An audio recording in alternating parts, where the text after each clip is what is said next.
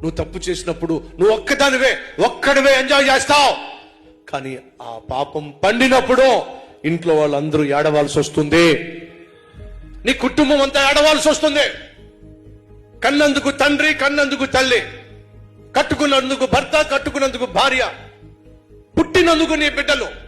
నువ్వు చేసిన పాపం వల్ల వచ్చినటువంటి అవమానం వాళ్ళందరూ భరించాల్సి వస్తుంది. ఆ కుటుంబంలో అందరూ కూడా అవమానం గుండా వెళ్తున్నారు, తలదించుకుంటున్నారు. ఆనందించాల్సిన సమయంలో ఈ ఏడుస్తున్నారు. ఆ చెల్లి 2 చేతులు జోడించి ఏం కోరింది తెలుసా?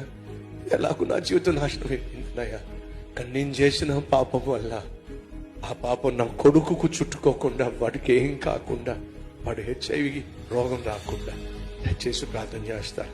ప్రాధేయపడుతుంది. నేను చేసిన పాపం ఆ పిల్లాడికి చుట్టుకోకుండా చేసి ప్రభు కనికరించున్నాడు. అర్థమవుతుందా? తండ్రిలో తల్లిలో నువ్వు చేసిన పాపం నీ పిల్లలకు చుట్టుకోకుండా ఉండాలంటే నువ్వు పశ్చాత్తాపడాలి.